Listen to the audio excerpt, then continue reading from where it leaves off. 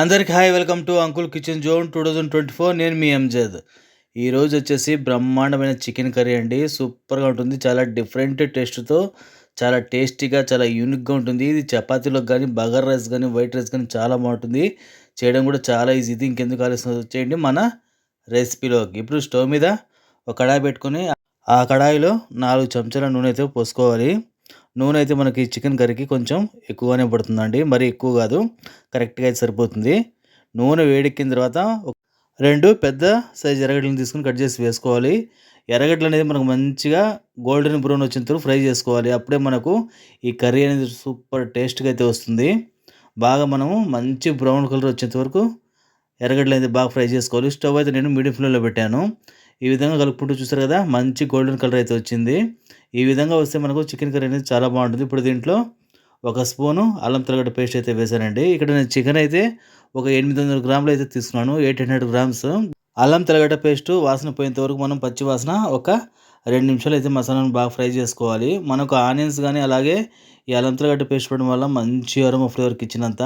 ఇప్పుడు దీంట్లోనే ఒక half spoon home made garam masala అండి, అంటే పట్టా, లవంగాలు, యాలకులు ఉంటాయి కదా, అది పొడి, అది ఒక హాఫ్ స్పూన్ అయితే వేస్తున్నాను. దీంట్లోనే 2 రెమ్మల కరివేపాకు వేసుకుని ఇది కూడా ఒక్క నిమిషం అలా మనము పచ్చివాసన పోయేంత వరకు ఫ్రై చేసుకుందాము. మన కరివేపాకు ఫ్లేవర్ కూడా ఈ గ్రేవీలో చాలా బాగుంటుంది కర్రీలో.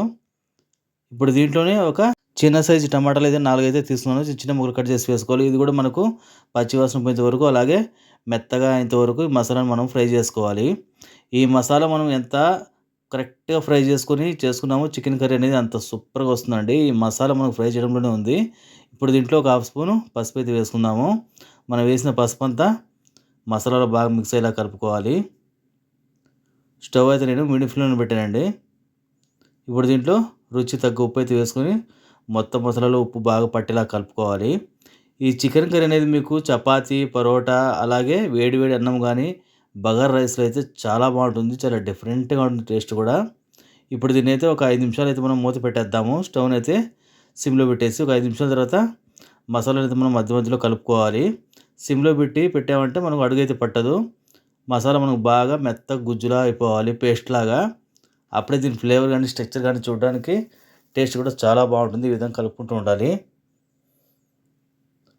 చూసారు కదా, మసాలా అనేది మనకు బాగా మెత్తగా అయిపోయింది కదా, పేస్ట్ లాగా. ఇప్పుడు ఇంట్లో పొడి మసాలా అయితే వేసుకుందాము. 1.5 స్పూన్ కారము, అలాగే 1.5 స్పూన్ ధనియాల పొడి, హాఫ్ స్పూన్ మిరియాల పొడి అయితే వేసుకున్నాను. మనం మసాలా వేసినంత బాగా కలుపుకోవాలి.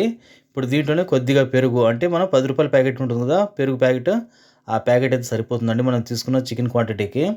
పెరుగు మొత్తం మసాలాలో బాగా కలిసేలాగా మనం కలుపుకోవాలి.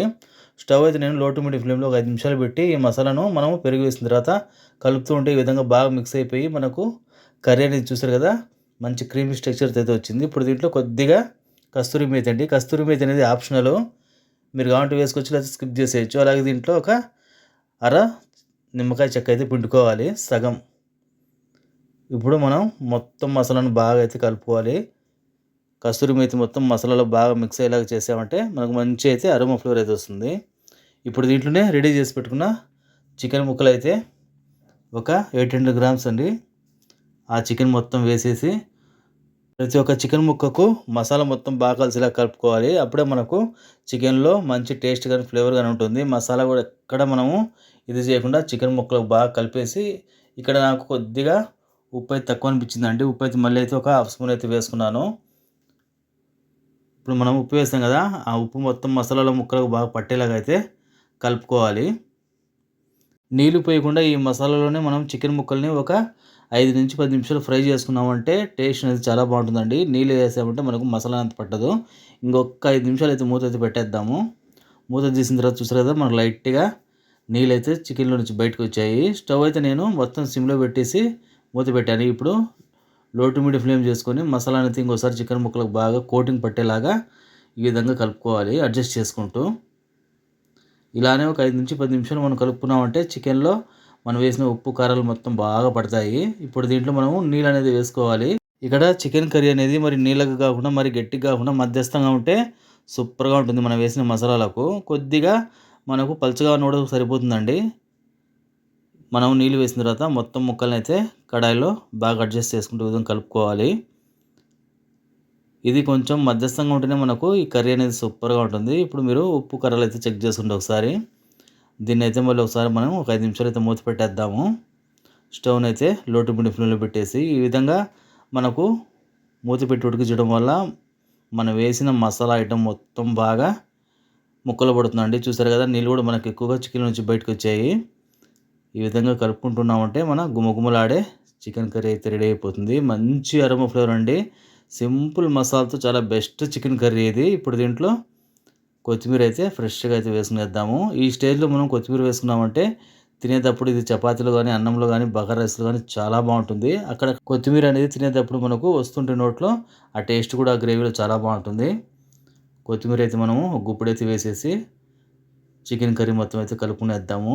దింపే ముందు ఒక్క 2 నిమిషాల ముందు వేసుకొని దింపేస్తే సరిపోతుందండి. ఆ ఫ్లేవర్ కూడా మనకు చికెన్ కర్రీలో సూపర్‌గా ఉంటుంది.